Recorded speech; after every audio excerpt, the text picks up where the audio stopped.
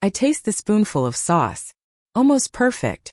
A little sweetness from the roasted carrots, a smoky depth from the paprika, and the fragrance of thyme. It's missing something. A brightness. I glance across my kitchen counter, past the bundles of basil and cilantro, and stop. A jar of wild chamomile I picked this morning. Crazy idea sparks. I pluck a few petals, crush them lightly between my fingers. A green apple, almost pineapple scent explodes, and drop them into the pot. I stir, wait 30 seconds, and taste again. There it is. The brightness. The doorbell rings, pulling me from my creative trance.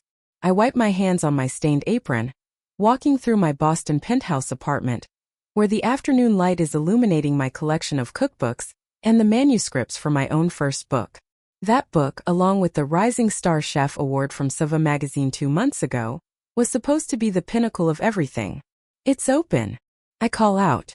Julian enters, his dark hair messy from the wind and a smile brighter than the May sunshine. He drops his briefcase, undoubtedly full of wine notes from his latest restaurant review for the Globe, and immediately heads for the kitchen like a bee to honey. "What are you making?" he murmurs, not a question but a prayer, as he inhales the aroma from the pot. He dips a finger in, tasting. "My God, Alara. What is that?" "Wild chamomile." "You peeked." I laugh, handing him a clean spoon. "I didn't have to. I can taste you in it. It's genius. You should put this on the menu for tomorrow night." I flinch, my smile dying. You know what Chef Marchand would say. Flowers are for garnish, Du Bois, not for seasoning. He'd make me start over. Julian frowns, the warmth in his eyes replaced by that familiar frustration. Marchand is a dinosaur. You won the Rising Star Award while working in his archaic kitchen. You are carrying that entire restaurant and he knows it. Your book is about to come out. Why don't you? Why don't I quit and go out on my own? I finish for him. Because it's terrifying.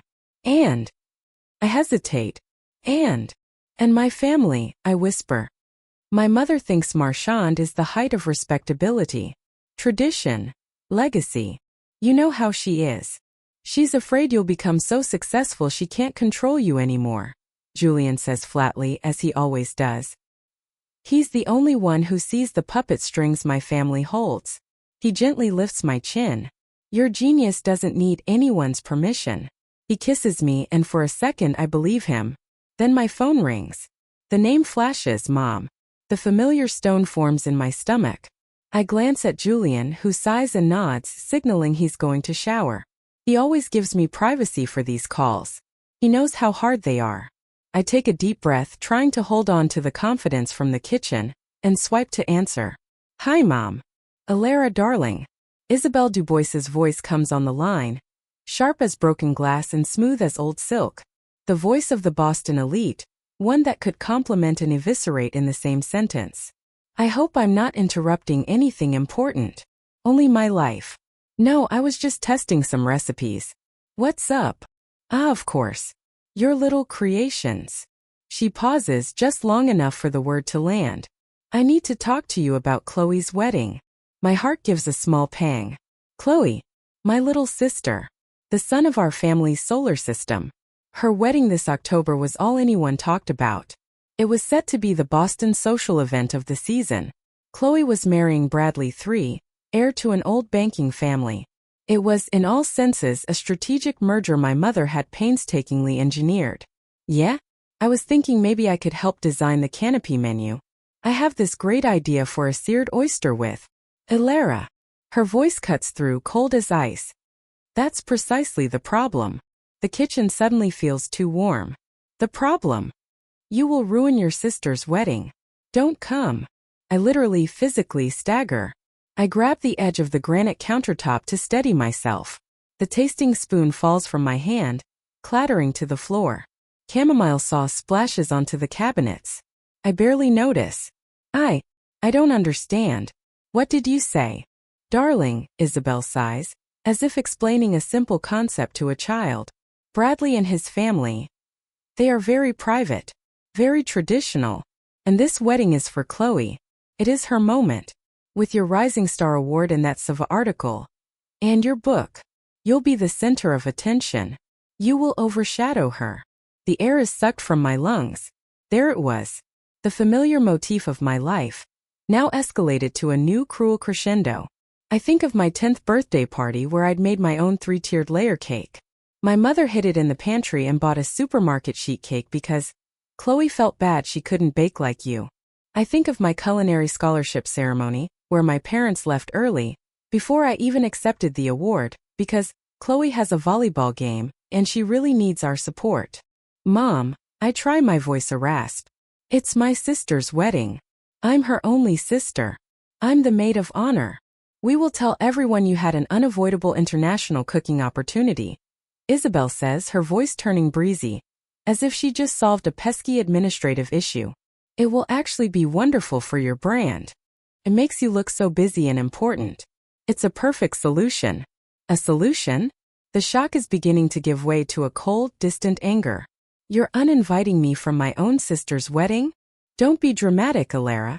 This is your gift to Chloe. You always say you love your sister. Now prove it. For once, let her have the spotlight. Her voice softens, shifting into a manipulative gear that is worse than the cruelty. You've always been the strong one. You don't need this attention. Chloe does. Be selfless for once. For once. I have spent my entire life being invisible. I have shrunk myself to make room for Chloe's large, demanding shadow. I want to talk to Chloe. I demand, my voice trembling. She's at the spa with Bradley's mother. She completely agrees. In fact, it was Bradley who was most concerned. He doesn't want his business partners distracted by, well, a celebrity chef. It's a bit gaudy, darling. Gaudy. My life's work. Reduced to gaudy. I have to go. I whisper, unable to breathe. Wonderful. I knew you'd understand. Give my love to Julian. The line clicks dead. I stand motionless in my kitchen, my sanctuary, and feel it has been violated, tainted. The chamomile sauce on the floor is starting to congeal. Shaking, I dial my father. He's always been the mediator, the softer one. He picks up on the second ring. Ellie Bear. I was just about to call you. Did you see the Red Sox last night? His cheerful, normal voice cracks something open in me. Hot tears begin to well. Dad, Mom just called. She said I'm uninvited to Chloe's wedding. The silence on the other end is louder than a confession. It stretches, heavy and absolute. Finally, he clears his throat. Look, Ellie. Your mother. She just wants a perfect day for your sister. You know how sensitive Chloe is. What about me being sensitive, Dad? I sob, hating the weakness in my voice. I'm your daughter. She's uninviting me. Do you hear how insane that is? Don't make this a scene, Alara. He sighs, and the cheerful Red Sox voice is gone, replaced by the tired father voice I know all too well. You've got so much going for you. That award, the book. Chloe doesn't have any of that. Can't you just step back this one time for your sister? Think of it as an act of generosity. Your absence is a gift. Your absence is a gift. The phrase echoes in my head, a sick refrain from the past. He'd said the same thing when he asked me not to bring my debate tournament trophy home because Chloe feels bad about her C in English. I understand. I say, my voice completely hollow now. All emotion has been vacuumed out, leaving only a cold, stark emptiness. I understand. I hang up before he can say anything else. Julian walks out of the bedroom, a towel around his hips, his hair damp. He sees me standing in the middle of the kitchen, staring at the spilled sauce. He sees the void in my eyes. Alara? Baby, what happened? He steps forward, and the second he touches my shoulder, the dam breaks. I collapse into him, sobbing, telling him everything. The uninvitation. The justifications. Gaudy. Overshadowing her. Your absence is a gift. He holds me, his big warm hands rubbing my back. He says nothing, just lets me cry, letting the humiliation and grief of 2 decades of being minimized pour out of me. When my sobs finally quiet, he gently pushes me back, holding me at arm's length. His eyes, usually so warm, are blazing with a cold fire. Enough, he says, his voice low and steady. I don't know what to do. No. I said enough. He's not saying it to me. He's saying it to them. To the ghosts that have run my life for so long. They have done this to you your entire life, Alara. They have dimmed your light so Chloe could feel like she was shining. But she's not shining. She's just reflecting your mother's fears. And you are the sun. You cannot keep pretending to be a candle. He kneels, dips his finger into the puddle of chamomile sauce on the floor. He brings it to his lips, closing his eyes. This, he whispers, is the truth. Everything else is a lie. He looks up at me and something in his gaze and fierce, unwavering validation clicks into the core of who I am. I've spent my life shrinking. I whisper, echoing his words from earlier. I've cooked within their lines. I've lived in their shadow. Not anymore, he says. If they won't give you a seat at their table, Alara. He stands up and takes my hands, pulling me to my feet. Then we'll build our own damn table. The next 3 weeks pass in a strange, surreal fog. I operate on autopilot. I go to Marchand's, where he dismisses my idea for a butternut squash and ginger soup as too adventurous for the autumn menu. I smile, nod, and make his bland potato leek soup for the 1000th time. At home, I stare at my book manuscript, a legacy of flavor. The recipes, once so vibrant, now look flat on the page. My phone is chillingly silent. Not one call from Chloe. Not one text from my father. It's as if by uninviting me, they have excommunicated me from existence. My absence was indeed a gift to them. It made things tidier. Julian is preternaturally patient. He lets me grieve. He makes me tea.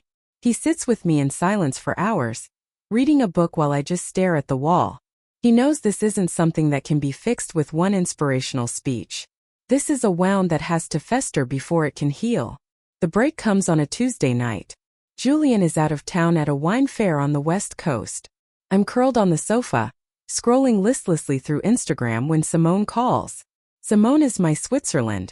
She's been friends with both me and Chloe since college, and has somehow managed to maintain a fragile non-aggression pact.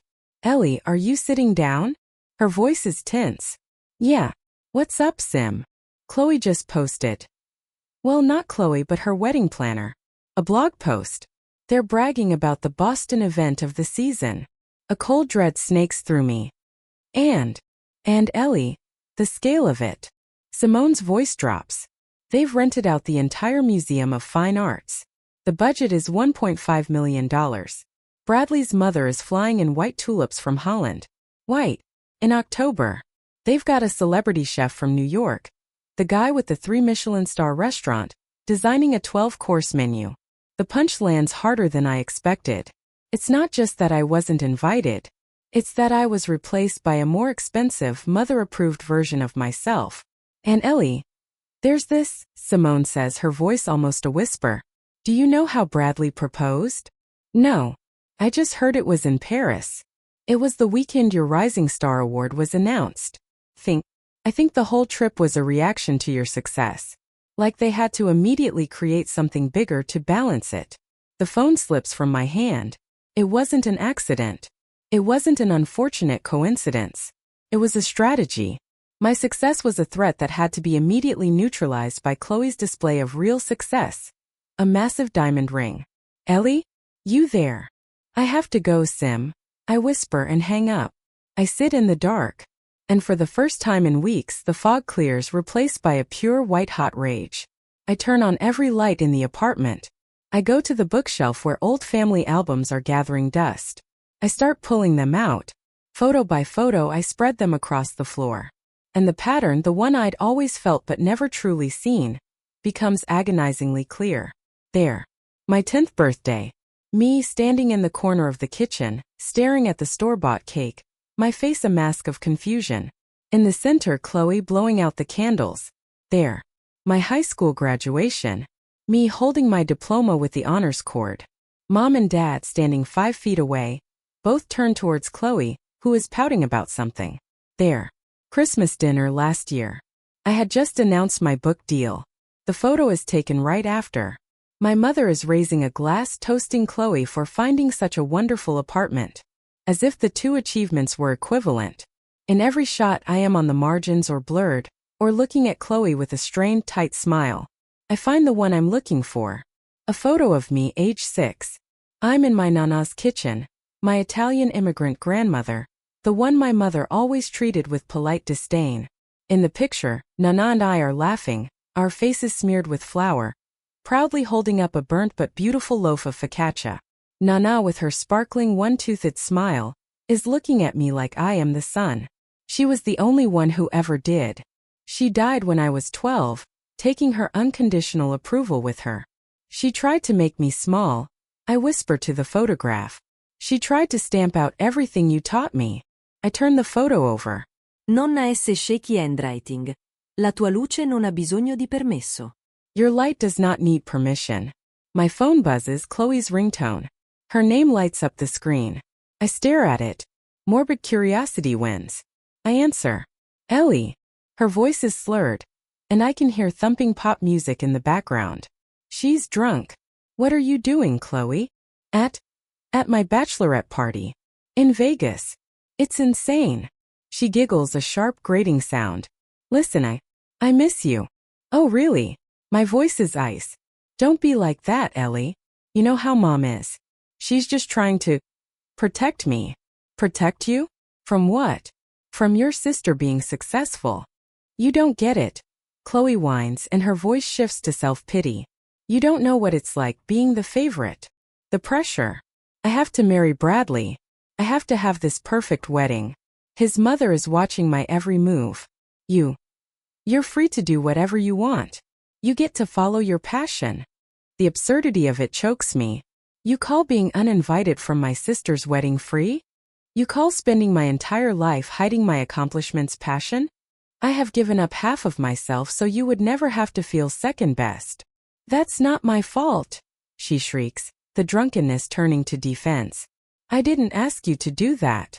No, you just accepted it, I say. You stood by and let it happen. Have fun in Vegas, Chloe. I hang up.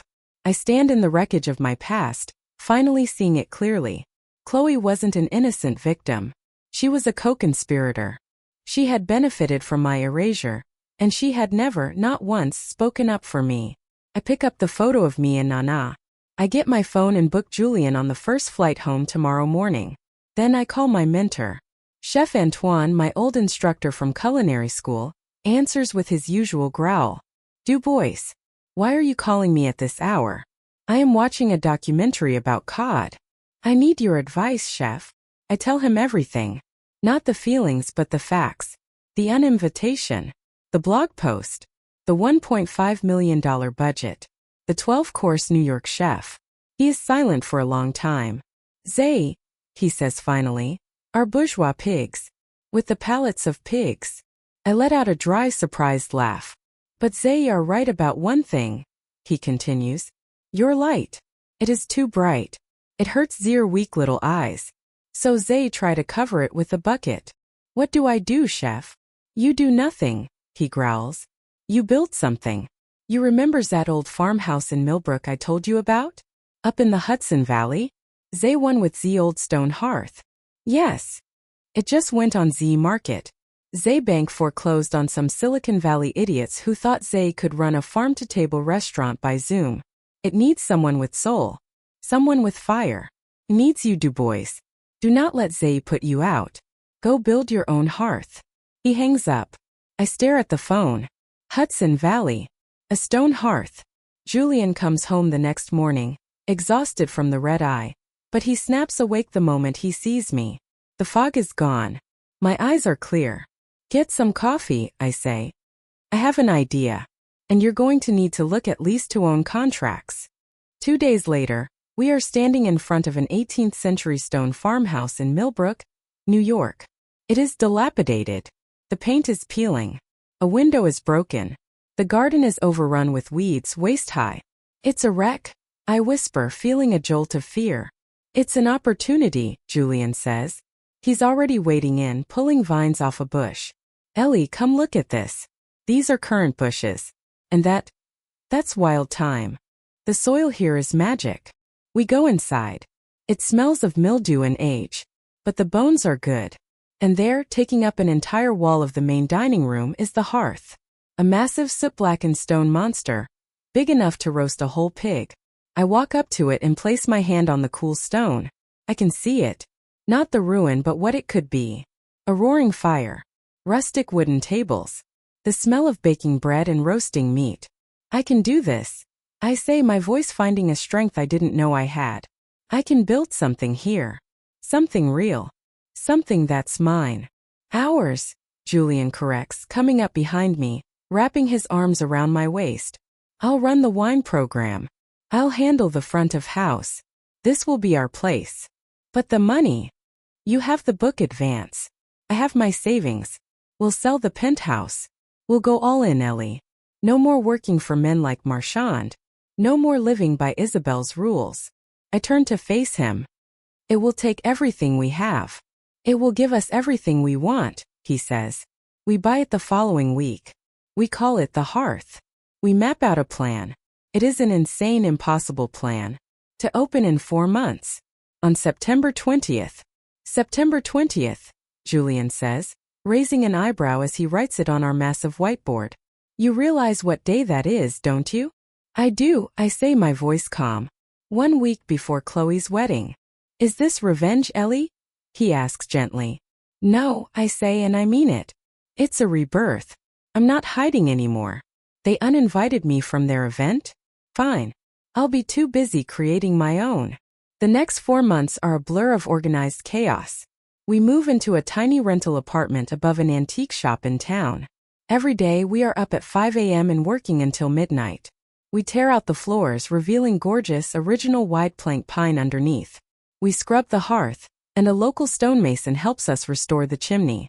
Julian builds the wine cellar himself in the cool, stone basement. I live in the garden. I meet the local farmers. I find a woman named Mrs. Hemlock who grows 14 kinds of heirloom tomatoes and talks to her plants. I find a dairy that produces the richest, tangiest goat cheese I've ever tasted. We assemble a team. Not seasoned Boston professionals, but young, hungry kids who are also looking for something real. Talia, a tattooed pastry chef who quit her Michelin star job in New York because she was sick of making pointless foam bubbles. Marcus, a charming front-of-house manager who can remember everyone's name after meeting them once. My menu takes shape. It is nothing like anything I ever cooked in Boston. It is me. It is Nana. Handmade pappardelle with a rabbit ragout and wild mushrooms we foraged. Local pan-seared brook trout, served with that wild chamomile and currant sauce. And the dessert. Talia's signature, which we create together. Ashes and Phoenix. A flourless dark chocolate torte, dusted with a savory licorice ash, served with a scoop of fiery orange habanero mango sorbet. It is the hardest work I have ever done. I collapse into bed each night, muscles aching and mind spinning, but I wake up every morning with a singular, clear purpose.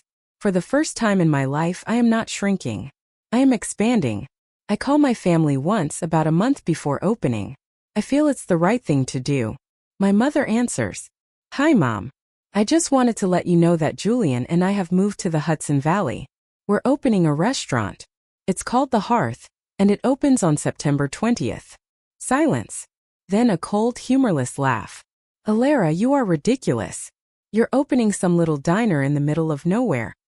A week before your sister's wedding? You are that desperate to steal her spotlight, aren't you? It's pathetic. It's a business, Mom. It's my life. It has nothing to do with Chloe. Everything you do has to do with Chloe. You've always been jealous of her. Jealous that everything came so easily to her. Her looks, her popularity, a wonderful husband. You had to work so hard for your little accomplishments. And it just eats you up inside. The words should have hurt. But they don't. They just sound hollow. I have to go, Mom. The plumber is here. I just wanted you to know. I won't be sending an invitation. You don't have to feel obligated to decline.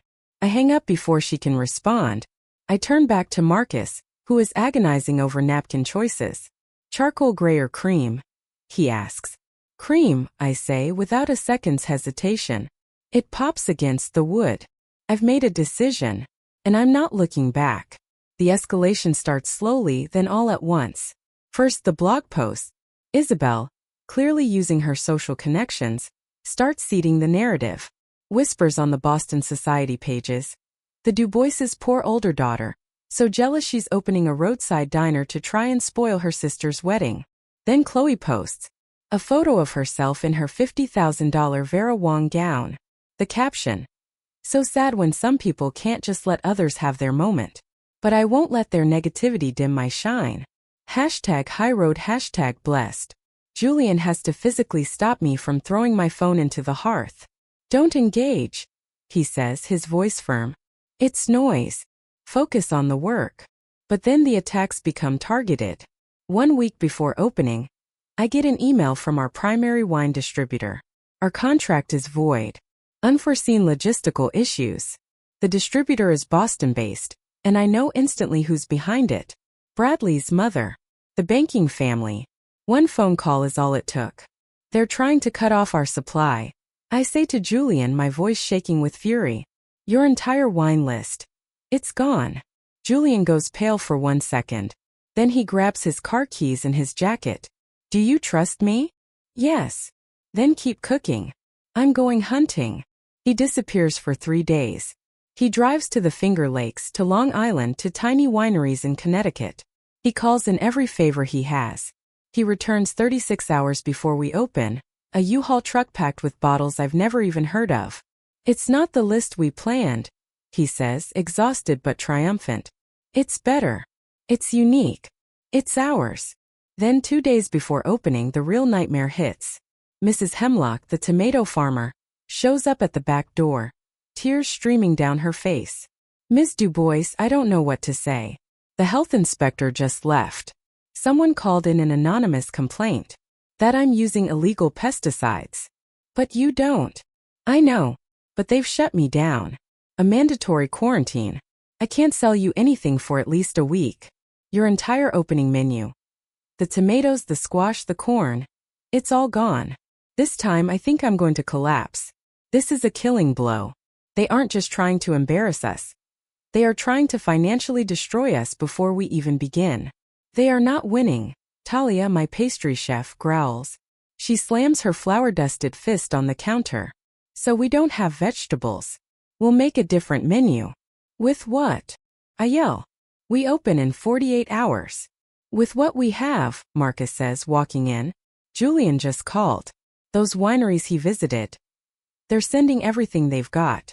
Foraged mushrooms. Wild apples. One of them has a pig farm and is sending us a Berkshire hog. We're changing the menu, I say, a decision born of pure desperation. Not the harvest menu. The surprise menu. We'll use what we have. We'll forage. We'll call every tiny farmer in a 50-mile radius who isn't contracted with Boston. It is 48 hours of hell and revelation. The entire team drives all over 3 states. We come back with strange-looking beets, hen-of-the-woods mushrooms, tiny pumpkins, and a massive haul of brook trout from a local hatchery. We work without sleep. We reinvent the entire menu from scratch. It's chaotic, it's frantic, and it's brutally honest.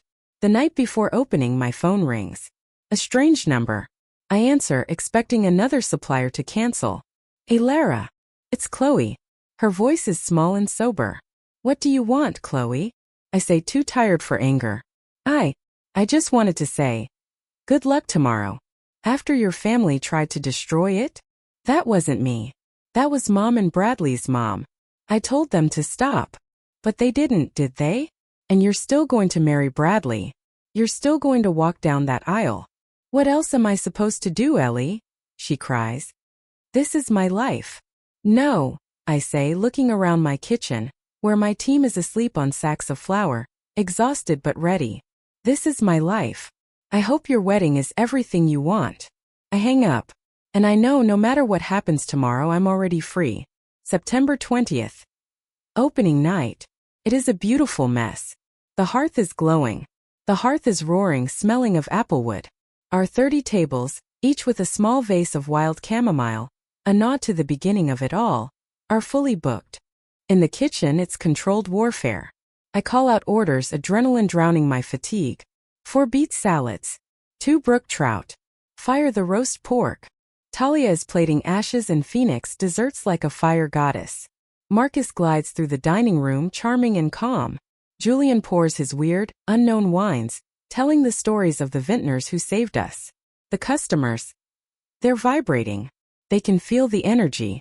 They know they're eating something born from a fight. Around 8 p.m. Marcus comes into the kitchen, his face white. Ellie. Table 1. Don't look now. But it's Serafina Vance. Every cook in the kitchen freezes. Serafina Vance, the chief food critic for the New York Times. The woman who can make or break a restaurant with a single sentence. She is notoriously brutal. She booked under a fake name, Marcus hisses. How did she even get in? Doesn't matter. I say, my voice surprisingly steady. She's here. So we feed her. I look at her ticket. She's ordered the beet salad, the roast pork, and a cheese plate. No, I say. Send her everything. The tasting menu. Send her the trout. And send her the Phoenix dessert. Don't ask. Just do it. For the next 2 hours we cook as if our lives depend on it. Every plate is perfect. Finally, Marcus brings the check to her table. She waves him over. She says something. He nods. He comes back to the kitchen. She wants to see the chef. The kitchen holds its breath. I take off my apron, wipe the sweat from my forehead. I walk out of the kitchen. Serafina Vance is a small, sharp woman with silver hair and eyes that miss nothing. She looks me up and down. Chef Du Bois, she says, her voice dry as sherry. I heard the rumors. That you lost your suppliers. That this menu was created in 48 hours. I nod, my heart hammering. Yes, ma'am. We had a few setbacks. She stares at me. Never apologize for resilience. Most restaurants serve me rehearsed perfection. It's boring. Tonight you served me truth. You served me a fight. And it was delicious. She stands up. That ashes and Phoenix dessert. A bit on the nose, but I get it. And she leaves. We don't know what it means. We're too exhausted to care. When the last guest leaves at 1 a.m., the entire team sits down in the dining room, drinking cheap beer and eating the leftover roast pork. We did it. We survived. 4 days later, 1 week before Chloe's wedding, the review drops online at 6 a.m. Julian and I have been up all night, too nervous to sleep. The Times website loads. The headline, Fire and Truth. Why the Hearth as the most important restaurant to open in a decade. Serafina Vance's review is not a review. It's a manifesto. Alara Du Bois is not just cooking. She is telling a story of survival. Forget the manufactured glamour of the New York food scene. This is the real thing. The menu, born from sabotage by rivals, is a symphony of resilience. Every dish sings. The ashes and Phoenix is not just a dessert. It is a declaration of war. 4 stars. The highest. 4 stars. From Serafina Vance. It's impossible. Our phones begin to explode. Emails. Text messages. Investors. TV shows. Food and wine. Bon appétit. Our reservation system crashes. When it comes back online, we are booked solid for 18 months. In the midst of the chaos, one text message comes through. From Chloe. I saw the review. Mom and Dad are freaking out. Bradley's mom wants to cancel the florist because it's not exclusive enough. I think I'm going to be sick. I look at the message.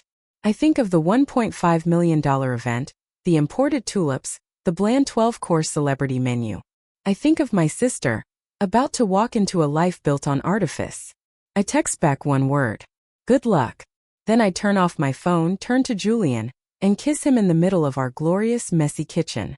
6 months later, I am standing in the garden of the hearth, now restored to its full glory. Spring is coming. The currant bushes are budding.